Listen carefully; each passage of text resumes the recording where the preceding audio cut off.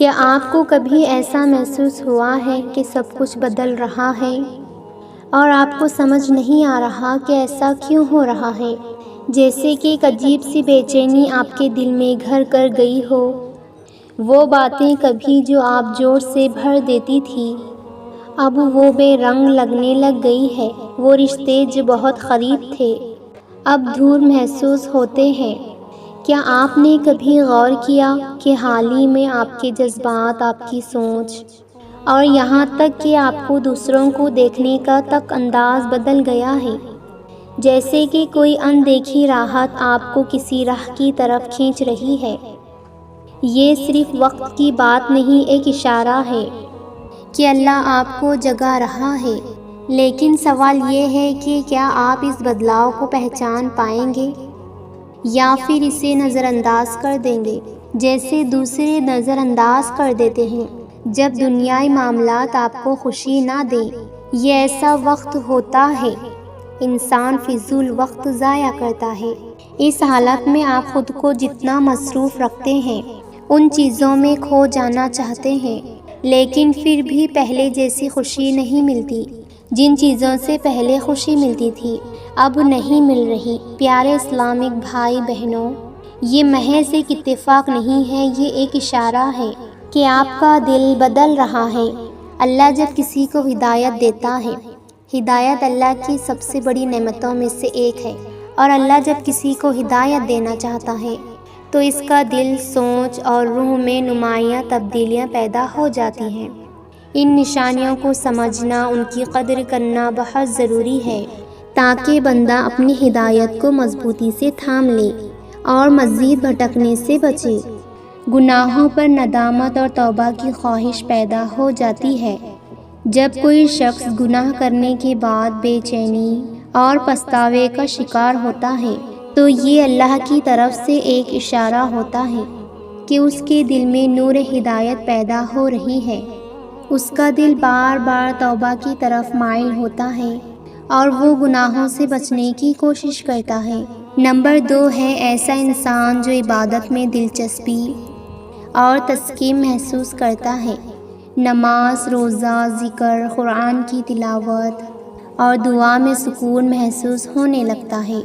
پہلے عبادت بوجھ لگتی تھی تو اب وہ دل کی خوشی اور سکون کا ذریعہ بن جاتی ہے۔ وہ شخص نہ صرف فرض عبادت کی پابندی کرتا ہے، نوافل، تہجد اور ذکر و اذکار کی طرف بھی مائل ہو جاتا ہے۔ نمبر 3 ہے بری صحبت سے دوری۔ نیک لوگوں کی طرف جھکاؤ ہو جاتا ہے اس شخص کا۔ انسان کو برے دوست اور غلط محفل اور گناہ کے مواقع خود بخود ناپسند ہونے لگتے ہیں۔ وہ نیک لوگوں کی صحبت اختیار کرتا ہے اور ایسے دوستوں کی تلاش میں رہتا ہے کہ اس کے ایمان کو مضبوط کرے۔ نمبر 4 ہے دنیا کے بجائے آخرت کی فکر بڑھ جانا۔ دنیا کی چمک دھمک اور فانی چیزیں وغیرہ اہم لگنے لگتی ہے۔ وہ اپنی زندگی کے فیصلے دنیا کے بجائے آخرت کی روشنی میں کرنے لگتا ہے۔ دل میں یہ احساس پیدا ہوتا ہے کہ حقیقی کامیابی آخرت کی کامیابی ہے، نہ کہ دنیاوی مال و دولت۔ نمبر 5 ہے مشکلات پر صبر اور اللہ پر بھروسہ۔ مصیبتوں پر مایوسی کے بجائے اللہ کی رضا پر راضی رہیں کی عادت بنا لیں۔ ہر تکلیف میں اللہ کو یاد کریں اور دعا سے مدد مانگتے ہیں۔ آزمائشوں کو سزا نہیں بلکہ اپنی اصلاح کا ذریعہ سمجھتا ہے۔ نمبر 6 دوسروں کے ساتھ حسن سلوک اور اخلاق کی بہتری۔ مزاج میں نرمی اور عاجزی پیدا ہونے لگتی ہے۔ دوسروں کے ساتھ رویہ بہتر ہو جاتا ہے۔ زبان سے کوئی تکلیف دہ بات کرنے سے گریز کرتا ہے۔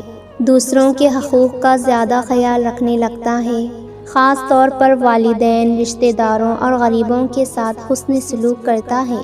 نمبر 7 ہے حلال اور حرام کی پہچان اور حرام سے بچنا۔ پہلے جو چیزیں عام لگتی تھیں اب ان میں حلال اور حرام کا فرق واضح نظر آنے لگتا ہے۔ حرام کمائی، غلط ذریعے سے پیسہ کمانا، جھوٹ بولنا، دھوکہ دینا، رشوت لینا، یہ دنیا کے سب گناہ محسوس ہوتے ہیں۔ وہ شخص وہی کام کرنا چاہتا ہے جو اللہ کو پسند ہو، نمبر 8 ہے دل کی سختی ختم ہو کر نرمی کا پیدا ہونا۔ پہلے اگر دل میں بغض، حسد، کینہ یا نفرت ہوتی تھی تو اب وہ محبت، معافی اور نرمی میں بدل جاتی ہے، اور دوسروں کی غلطیوں کو درگزر کرنے لگتا ہے اور انتقام کے بجائے اللہ کے فیصلوں پر راضی رہتا ہے۔ نمبر 9 قرآن و حدیث کی طرف رغبت بڑھ جانا۔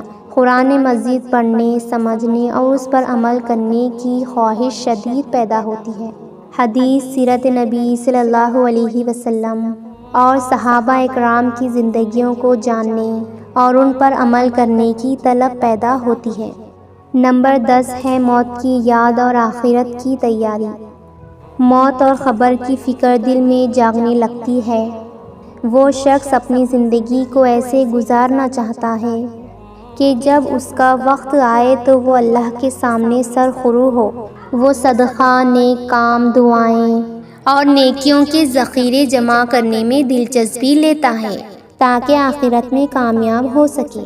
یہ تمام نشانیاں اس بات کا ثبوت ہے کہ اللہ تعالیٰ اپنے بندوں کو ہدایت دے رہا ہے۔